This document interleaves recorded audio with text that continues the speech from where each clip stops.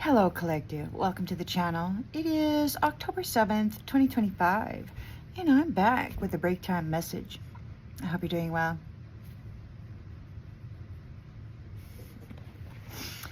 So one of these masculines are talking about obstacles. There is something about immigration. They're still talking about energy and the want and need of it. Somebody said the word Democrat. And one of these masculines is talking about a paralyzing agent. It sounded to me like a home invasion. And rather than bullets flying and stuff, it was like they were just going to sneak in and like stick somebody with a needle to paralyze them and then just kind of haul them out, change them, swap them out with a cadaver or something, and then, do some kind of a suicide note. Somebody's saying that she needs her medicine and she's a Jehovah's Witness, so they're targeting a female. One of these masculines is saying something about 650 years ago. Now, 650 years ago, there was the major European powers were engaged in the 100 Years' War, a conflict between England and France for control of the French throne. This feminine may have something to do with that. Somebody is talking to this curator saying the combinations of the two.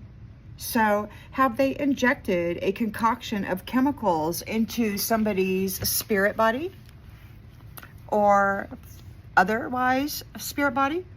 Maybe like one injected is activated by the second. I don't know. Take it as it resonates.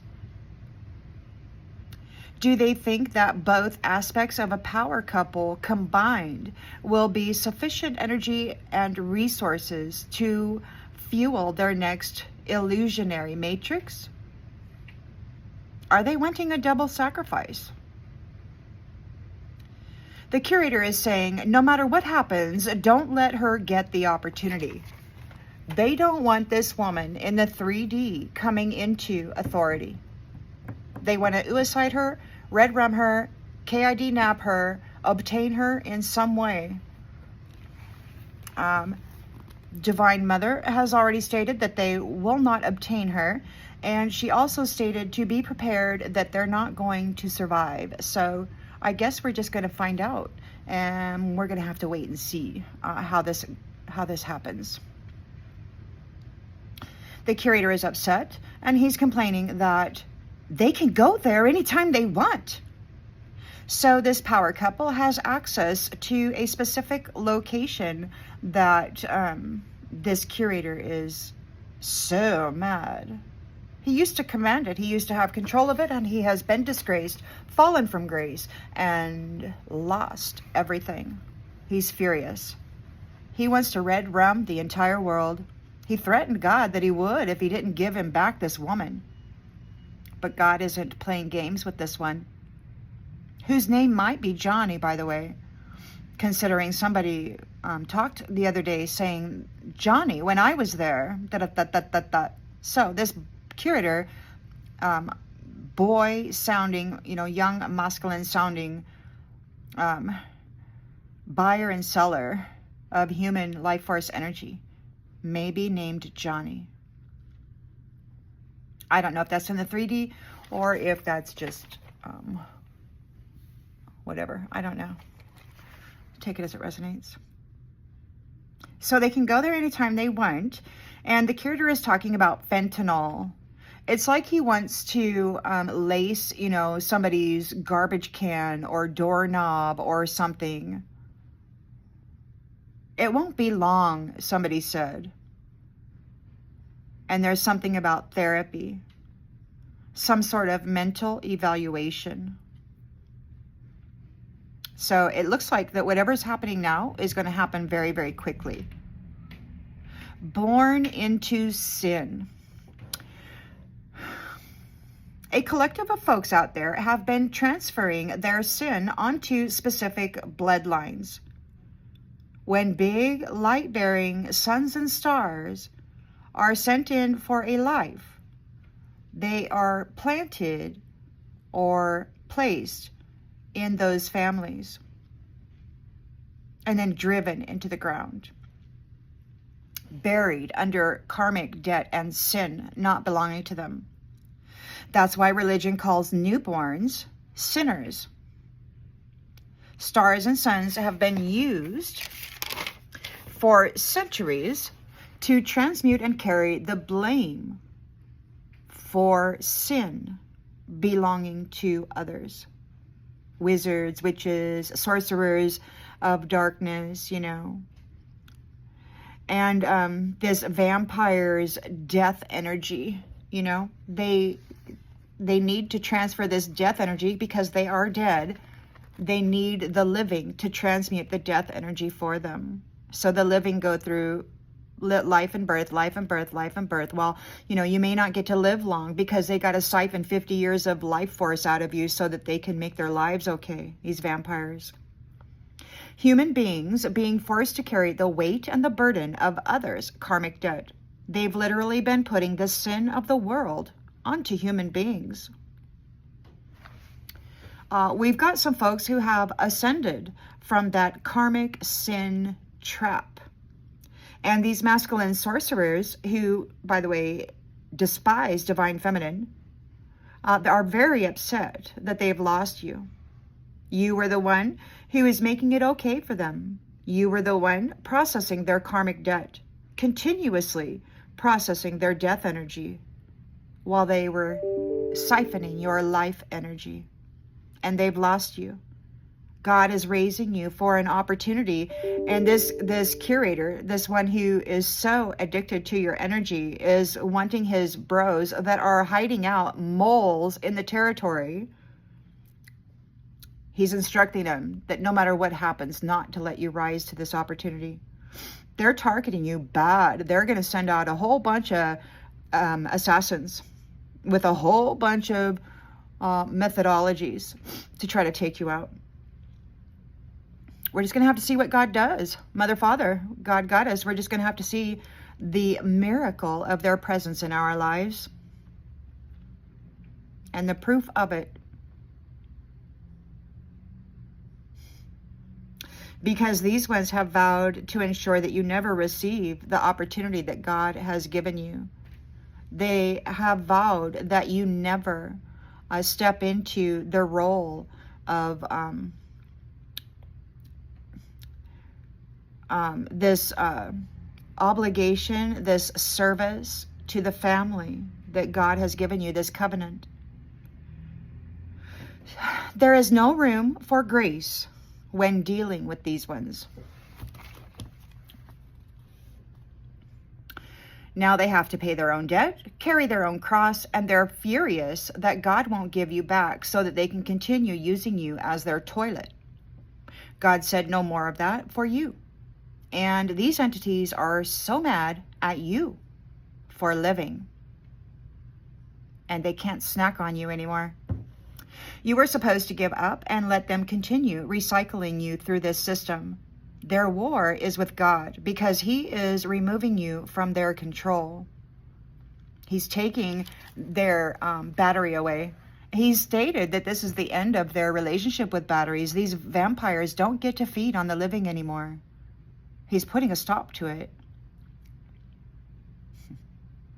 They've been targeting bloodlines to transfer their sin onto, and it seems that eventually these bloodlines that were getting buried so deep under this burden just kind of disappear after a time, while these ones claim the gifts and the wealth of that bloodline.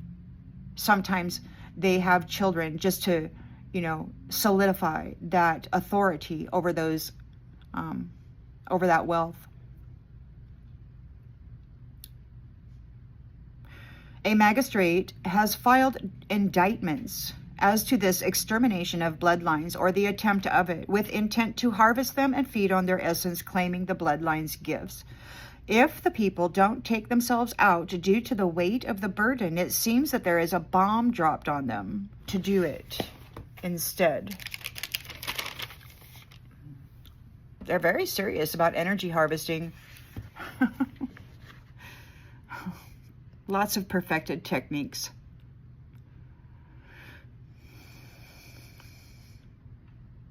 They need to continue recycling life force essence through this program for another round of suffering, another round of karmic and sin offloading.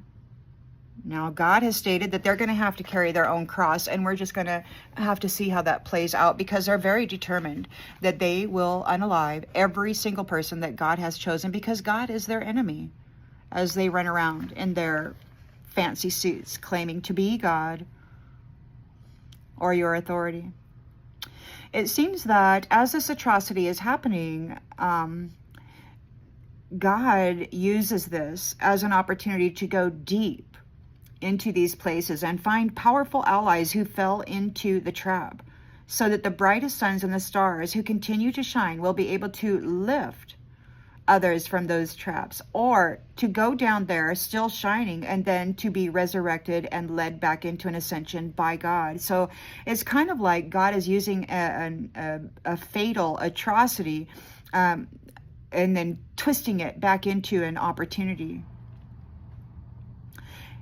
So, folks who choose, everybody makes a choice to be a victim and then to take a lesser opportunity from those who are hurting them, or to be a survivor and then be patient and perseverant while they wait for God to retrieve them. God said that people needed to be tested, and, everybody has made a choice. The choices have been very clear. Everything is already very clear where they stand. So any excuses at this point are moot. They do not matter. All the research has been done already.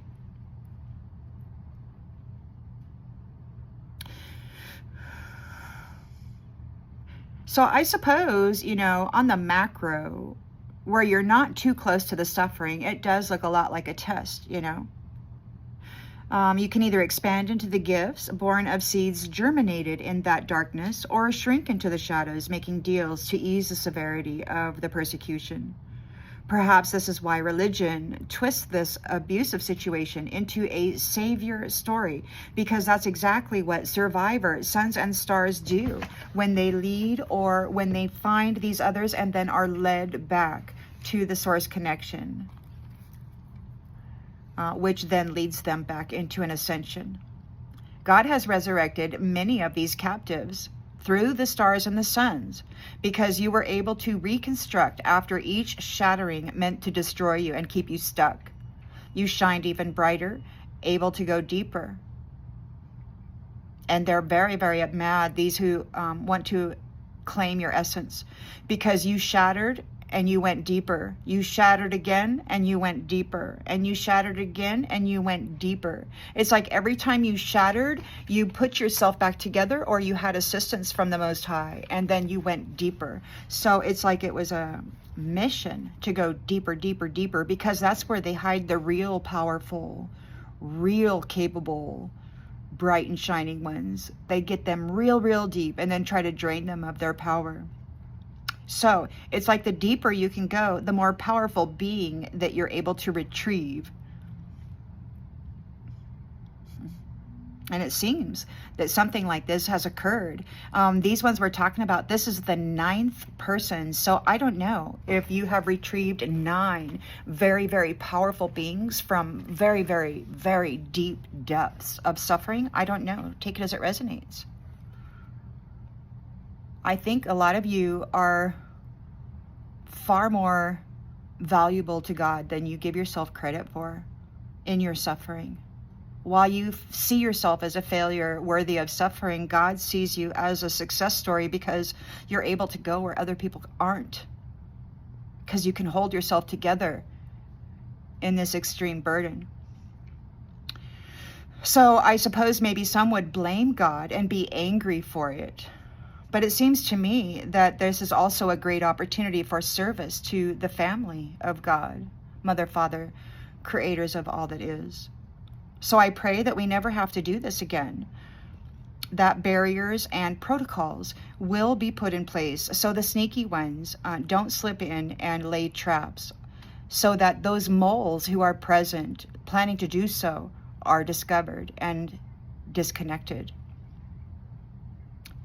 This appears to have been a suffering, a grand suffering, and a near extinction for a few bloodlines, species.